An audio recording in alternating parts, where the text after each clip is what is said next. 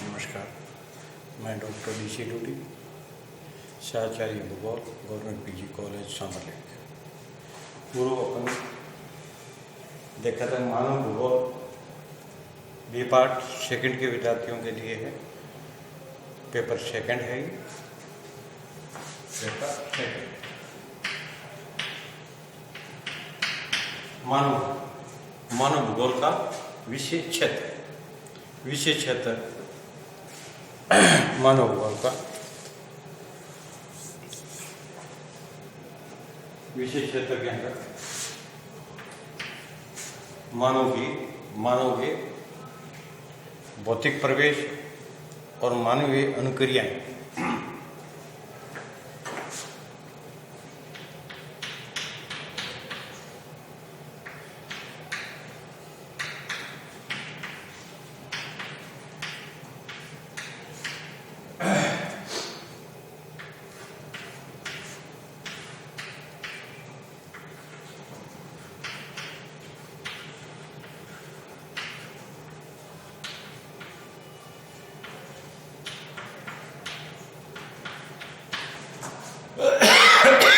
इसके अंदर आता है भौतिक प्रवेश और मानव की अनुक्रियाएं। मानव की भौतिक प्रवेश में आएगा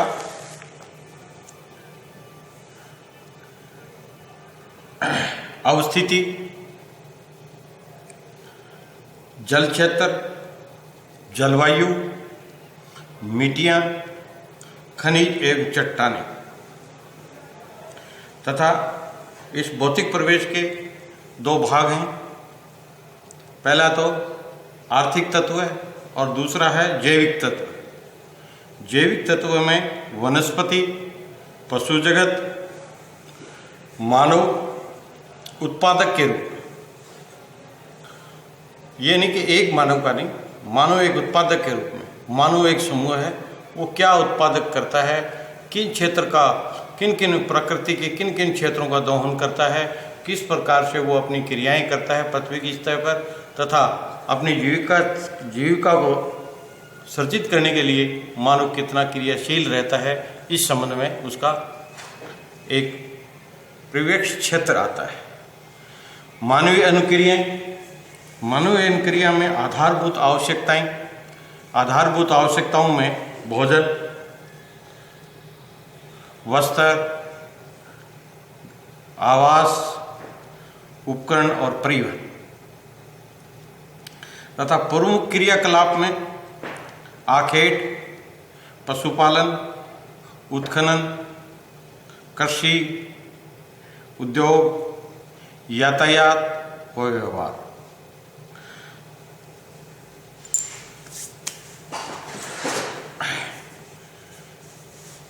आधारभूत आवश्यकता है, अपन पहले वाला भाग लेते हैं। इसमें भोजन, मानव किस प्रकार से पृथ्वी की सतह पर अपना भोजन एकत्रित करता है या एक खाद्य रूप में अनाज का उपभोग करता है या एक शिकार करके जंगली पशुओं का शिकार करके उनका भोजन करता है, ये आखेट के द्वारा, ये सब उसमें आते हैं। फिर आता है वस्त्र। वस्त्र मानव किस प्रकार से अपना वस्त्र धारण करता है कि ठंडे मुल्क में रहने वाला मानव किस प्रकार से अपने को बचाने के लिए, अपने को जीवित रखने के लिए वो किस प्रकार के वस्त्र ग्रहण करता है कि या वो गर्म कपड़े पहनता है या आखेट के द्वारा मरे पशुओं की खालें वगैरह के वस्त्र धारण करते हैं।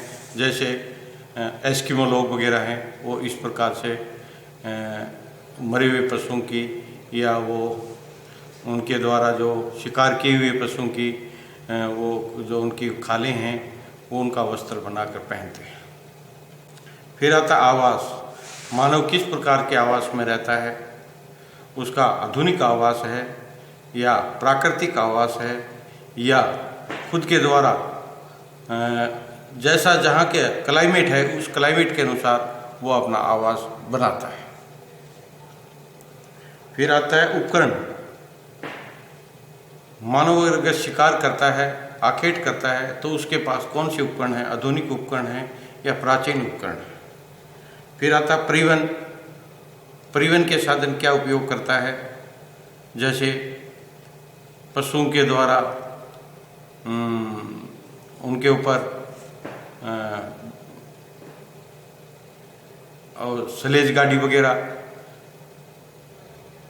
बना करके जो बर्फ़ के अंदर जो कुत्ते वगैरह या उनके जो पालतू पशु वो खींचते हैं, या आधुनिक परिवहन के द्वारा क्षेत्र में उनका भ्रमण है, आना है, जाना है, अपने जीविका के लिए मानव एक क्रियाशील रहता है। उसके बाद आता है सामाजिक आवश्यकताएं। सामाजिक आवश्यकताओं में सरकार के द्वारा समाज के लोगों को जो उनके मूलभूत सुविधाएं हैं वो उपलब्ध कराना, अंतर्राष्ट्रीय संबंध, राष्ट्रीय अंतर्राष्ट्रीय संबंध मानव अपना बनाता है, अपने देश को, अपने क्षेत्र को, और उसमें उसको प्रोग्रेस के लिए उसमें अंतर्राष्ट्रीय संबंध अति आवश्यक होते हैं। धर्म है, मानव किस धर्म को अपनाता है, कौन सा धर्म वो मानता है, किस धर्म में वो अपना जीवन यापन करता है। विज्ञान, आधुनिक टेक्नोलॉजी को मानता है, उसको ग्रहण करता है, उसके अनुसार क्रियाकलाप करता है, ये उसमें आते हैं। उच्च आवश्यकताएं। उच्च आवश्यकताओं में शिक्षा है, मनोरंजन है, स्वास्थ्य है। मानव को शिक्षा की अति आवश्यकता होता है, जिसके द्वारा बुद्धि का विकास होता है और एक आधुनिकता की ओर मानव बढ़ता है। मनोरंजन, उसके मनोरंजन के क्या साधन हैं, किस प्रकार का वो मनोरंजन करता है, ये सब उसमें आते हैं। स्वास्थ्य, उसका स्वास्थ्य खराब होने पर उसको कौन सी सुविधाएं वो ग्रहण करता है, कहाँ किस क्षेत्र में उनके अनुकूल जो स्वास्थ्य की योजनाएं हैं वो लागू हैं, या उन्हें दूर दराज हॉस्पिटल या वैद्य या और इनके द्वारा उनको सुविधा उपलब्ध होती है या नहीं। ये सब है मानव भूगोल के विषय क्षेत्र है। फिर आता है मानव का भौतिक परिवेश। मानव भूगोल के विषय क्षेत्र में भौतिक परिवेश का अध्ययन भी आता है। भौतिक परिवेश का अर्थ होता है प्राकृतिक वातावरण जिसे प्रकृति ने अपने विभिन्न तत्वों से बना रखा है और उसका प्रत्यक्ष एवं परोक्ष प्रभाव मानव समुदाय के क्रियाकलाप पर पड़ता है। मानव भूगोल में भौतिक परिवेश के तत्वों एलिमेंट्स का विवेचन इन दो भागों में बांट कर किया जा सकता है, अजैविक तत्व व जैविक तत्व। अजैविक तत्वों में क्या आएंगे? अजैविक तत्वों में पृथ्वी के धरातल पर संबंधित क्षेत्र अथवा स्थान, अवस्थिति एवं सर्वप्रथम है। अवस्थिति का अर्थ अक्षांश एवं देशांतर के में विस्तार स्थल, साइट तथा परिस्थिति का मतलब सिचुएशन से है। अक्षांश व देशांतर से किसी क्षेत्र अथवा स्थान की सामान्य जलवायु एवं वनस्पति का ज्ञान मनुष्य को हो जाता है तो भौतिक परिवेश में आंकलन में सहायक होता है। स्थान किसी स्थान विशेष के उस धरातल से संबंधित होता है जिस पर उस स्थान का अस्तित्व पाया जाता है, तथा परिस्थितियों के में तात्पर्य किसी क्षेत्र में अथवा स्थान में लगे हुए भौतिक तत्वों के संदर्भ में होता है। अब भौतिक परिवेश के तत्व कौन कौन से हैं? नंबर 1 वनस्पति, जलवायु,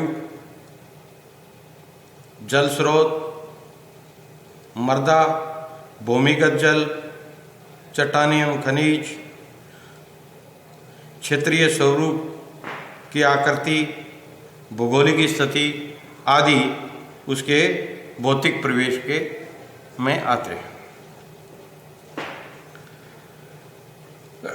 अवस्थिति में विशेष उल्लेख है कि बाद भौतिक परिवेश में विश्लेषण से भू आकृति को सम्मिलित किया जाता है। पर्वत, पठार एवं मैदान प्रमुख भू आकृति में आते हैं। इनमें सक्षम रूप से नदी, घाटी, पहाड़ी, कटे फटे भाग, पर्वत श्रेणियाँ, कंगाल तथा अपर्दनकारी शक्तियों द्वारा निर्मित अन्य भू आकृति स्वरूप मनुष्य के क्रियाकलाप हेतु पृष्ठभूमि प्रदान करते हैं। उदाहरणार्थ मैदानी भागों में कृषि, उद्योग, व्यापार जैसी क्रियाएं आसानी से संबंधित हो सकती हैं, जबकि पठारी पहाड़ी भागों में क्रियाकलाप कठिनाई से मानव को करना पड़ता है। फिर आता है इसमें आगे